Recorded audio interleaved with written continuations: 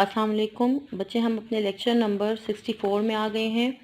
इससे पहले हमने लेक्चर नंबर 63 में सूरतुल अनफाल दरसुल अव्वल बे उसका हमने पढ़ाई और वजाहत शुरू की थी और उसके हमने 2 आयात का लफ्ज़ी और बामुहावरा तर्जुमा भी किया था। अब हम आगे मज़ीद आयत का तर्जुमा शुरू करेंगे। आयत नंबर 13 का, 11 और 12 का हमने कर लिया था। 13 नंबर आयत का हम तर्जुमा शुरू करेंगे। तो पेंसिल्स आप लोग हाथ में रखें। उसी तरह मैं पहले लफ्ज़ी तर्जुमा, फिर बामुहावरा और फिर साथ साथ मैं आपको तफसीर बताऊंगी। तो हम शुरू करते हैं। आऊज़ु बिल्लाहि मिनश शैतानिर रजीम, बिस्मिल्लाहिर रहमानिर रहीम। ज़ालिका ये, बिअन्नहुम इसलिए कि वो, शाक़ुल्लाह मुखालफत की उन्होंने अल्लाह की, व रसूलहू और उसके रसूल की। वमन युशाक़िक़िल्लाह और जो कोई मुखालफत करता है अल्लाह की, व रसूलहू और उसके रसूल की। फ़इन्नल्लाह पस बेशक अल्लाह ताला शदीदुल इक़ाब सख्त अज़ाब देने वाला है। ज़ालिकुम ये, फ़ज़ूक़ूहु सज़ा इसलिए, फ़ज़ूक़ूहु पस चखो उसको। वअन्ना और बेशक लिलकाफ़िरीना काफिरों के लिए अज़ाब अन्नार आग का अज़ाब है।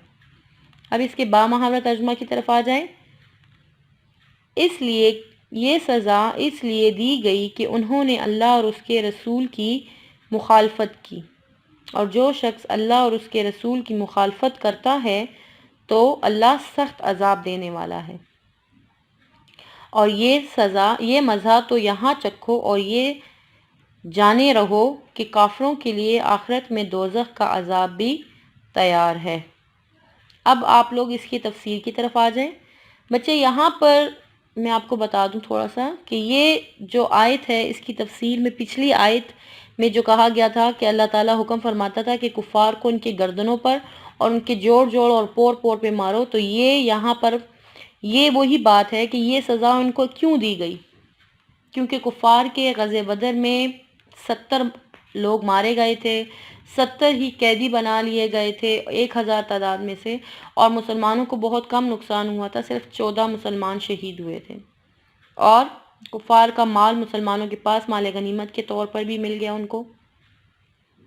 तो कुफ़ार को ये सज़ा इसलिए मिली कि उन्होंने क्या किया है, अल्लाह और उसके रसूल की मुखालफत की है।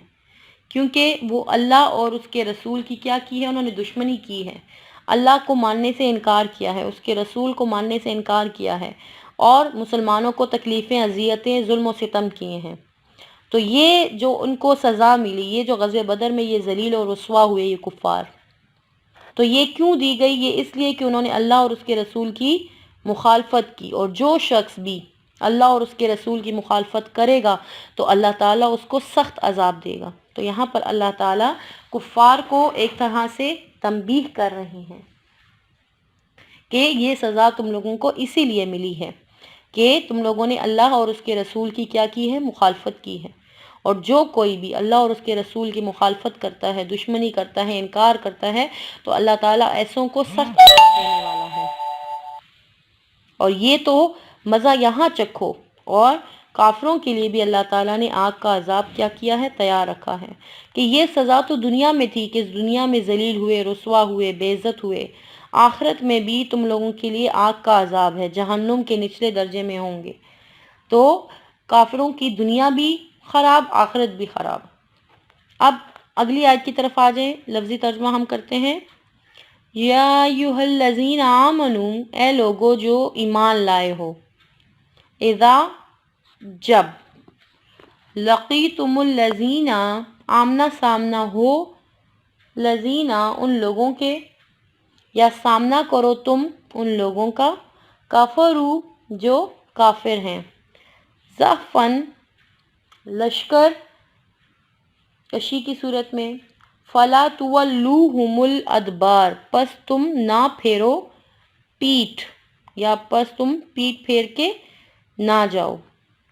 ए अहले ईमान, जब मैदान जंग में कुफ़ार से तुम्हारा मुकाबला हो तो उनसे पीठ ना फेरो।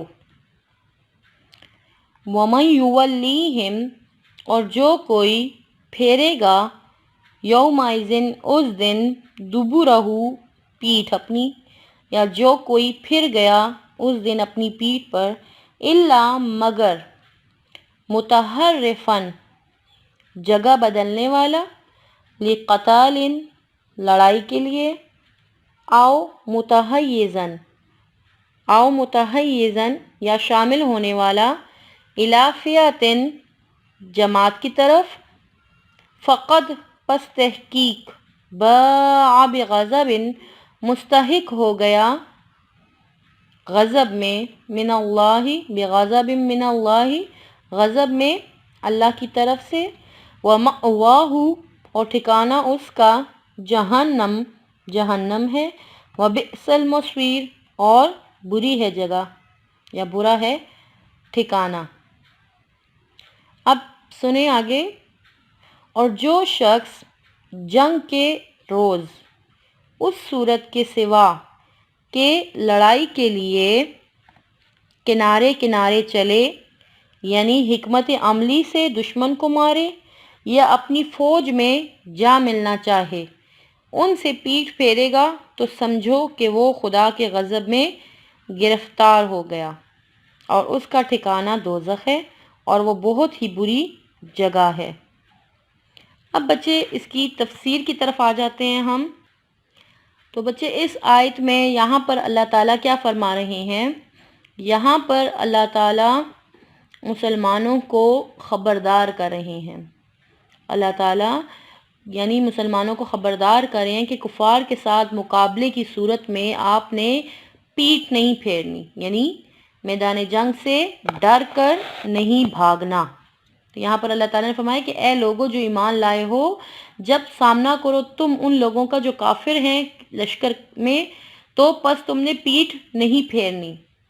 تو یہاں پر اللہ تعالیٰ مسلمانوں کو کیا حکم دے رہے ہیں کہ آپ نے میدان جنگ میں دشمنوں کا ڈٹ کر مقابلہ کرنا ہے اور ان سے میدان سے ڈر کر خوف کھا کر پیچھے نہیں ہٹنا۔ اب دیکھیں یہاں پر کہ جب تم یعنی دین حق کے لیے جب مسلمان لڑتا ہے تو اس کے سامنے دو راستے ہوتے ہیں۔ مسلمان جب میدان جنگ میں جاتا ہے تو دو باتیں اس کے سامنے ہوتی ہیں۔ ایک یہ کہ اللہ کا دین اللہ کے دین کو سر بلند کرنے کے لیے، اور دوسرا شہادت کا مرتبہ حاصل کرنے کے لیے۔ تو یہاں پر اللہ تعالیٰ یہی بتا رہے ہیں کہ ایک مومن کی یہ شان نہیں ہونی چاہیے کہ وہ میدان جنگ سے پیٹھ پھیر کر بھاگ جائے، اور میدان جنگ سے پیٹھ دکھا کر بھاگنا تو مسلمانوں کے لیے کسی طرح بھی جائز نہیں ہے، کسی طرح بھی یہ جائز بات نہیں ہے مسلمانوں کے لیے، یعنی مسلمانوں کے لیے یہ بات جائز ہی نہیں ہے، کیونکہ مومن کے لیے تو جہاد کے لیے صرف دو ہی مقاصد ہوتے ہیں کہ یا تو فتح یاب ہو کر غازی کہلاتا ہے یا پھر مرتبہ شہادت پر فائز ہوتا ہے۔ تو مقابلہ خواہ کتنا ہی سخت کیوں نہ ہو، تو وہ مد مقابل کتنا ہی جابر کیوں نہ ہو، یعنی کہ جو آپ کے سامنے ہے وہ کتنا ہی ظالم اور جابر شخص کیوں نہ ہو، آپ نے اس کا ڈٹ کر مقابلہ کرنا ہے، آپ نے اس کا مقابلہ ڈٹ کر کرنا ہے، کیونکہ محمد عربی صلی اللہ علیہ وآلہ وسلم کا غلام جو ہے وہ اللہ تعالیٰ کا نام لیوا کسی بھی میدان سے پیٹھ پھیر کر نہیں جاتا، یعنی کہ جو محمد صلی اللہ علیہ وآلہ وسلم کا جو غلام اور اللہ تعالیٰ کا نام لیوا جو ہوتا ہے، نام لینے والا ہوتا ہے، وہ میدان سے پیٹھ دکھا کر کبھی بھی نہیں بھاگتا۔ اب یہاں پر اللہ تعالیٰ فرما رہے ہیں کہ ان صورتوں میں میدان جنگ سے پیٹھ پھیری جا سکتی ہے، ان صورتوں کے علاوہ اگر کوئی پیٹھ پھیرے گا تو اللہ کے غضب میں کیا ہو جائے گا؟ گرفتار ہو جائے گا، وہ اللہ کے غضب میں گرفتار ہو جائے گا۔ یعنی صرف ایسی صورت میں میدان جنگ میں پیٹھ پھیر کر جانے کی اجازت ہے کہ کوئی چال چلنی ہو، یا کسی اور سمت سے حملہ کرنا ہو، یا پلٹ کر نئے انداز کے ساتھ واپس آنا ہو، یا نئی جماعت کے ساتھ مل کر حملہ کرنا ہو، یا کسی طرح دشمن کو دھوکہ دینا ہو، تو میدان جنگ سے باہر نکلا جا سکتا ہے۔ ان صورتوں کے علاوہ اگر کوئی میدان جنگ سے، یعنی کہ اگر کوئی چاہتا ہے کہ میں پیچھے سے اور اس طرح کوئی جنگ حکمت عملی اختیار کر کے اس طرح میں پیچھے سے حملہ کروں تو فائدہ ہمیں ہو سکتا ہے، تو اس طرح پیٹ پھیرنے میں حرج نہیں ہے۔ لیکن اگر کوئی ان کے علاوہ جو ہے اپنی جان بچانے کے لیے، ٹھیک ہے نا، اور دشمن کا خوف کھا کر اور اپنی جان بچانے کے لیے بھاگے گا تو اللہ کے غضب میں گرفتار ہو جائے گا۔ اور سزا بھی اللہ تعالیٰ نے بتا دی ہے کہ جو پیٹھ دکھا کر جانے والوں کے لیے کیا سزا ہے، کہ میدان جنگ سے فرار کو یعنی بھاگنے والے کو حضور صلی اللہ علیہ وآلہ وسلم نے بڑے گناہوں میں سے بڑا گناہ قرار دیا ہے، کہ جو بڑا گناہ ہے کہ جو میدان جنگ سے پیٹھ پھیر کر کیا کرے گا، بھاگے گا۔ اور قرآن کریم میں بھی اللہ تعالیٰ نے فرمایا کہ جو شخص جنگ کے روز ان سے پیٹھ پھیرے گا تو وہ اللہ کے غضب میں کیا ہوگا، گرفتار ہوگا، اور اس کا ٹھکانہ جہنم ہے، اس کا ٹھکانہ جہنم ہوگا، اور بہت بری جگہ ہے۔ علماء کرام نے اس پر بہت یعنی کہ بحث کی ہے، اور کچھ صورتیں ایسی ہیں کہ میدان جنگ سے بھاگنے سے انسان آدمی یعنی گناہگار نہیں ہوتا، مثلا یہ کہ دشمن کی تعداد دگنی یا اس سے بھی زیادہ ہو، اور آج کل جیسے ہم دشمن کے پاس ایٹمی ہتھیار ہوں اور اپنے پاس نہ ہوں، یعنی صاف ہلاکت نظر آ رہی ہو تو جان بچانا ضروری ہوتا ہے۔ تو یہ سخت حکم جنگ بدر کے لیے ہی تھا، یعنی بعد میں پھر مسلمان جو ہیں احد اور حنین کے میدانوں سے بھاگے تھے تو وہ گناہگار تو ٹھہرے تھے مگر اللہ نے ان کا قصور معاف کر دیا تھا۔ تو اہل علم کے نزدیک جو ہے میدان جنگ سے مقابلہ کے وقت بھاگنا گناہ کبیرہ ہے، اور یہی جو ہے یہ چاروں اماموں کا یہی فیصلہ ہے کہ میدان جنگ سے بھاگنا جو ہے یہ گناہ کبیرہ ہے۔ تو بچے آپ لوگوں نے ان آیات کا ترجمہ اچھے طریقے سے سمجھ کے یاد کرنا ہے اور اس کی تفسیر اپنے ذہن میں رکھنی ہے۔ پھر انشاءاللہ ہم نیکسٹ لیکچر میں اس کو کمپلیٹ کریں گے اپنے درس کو انشاءاللہ۔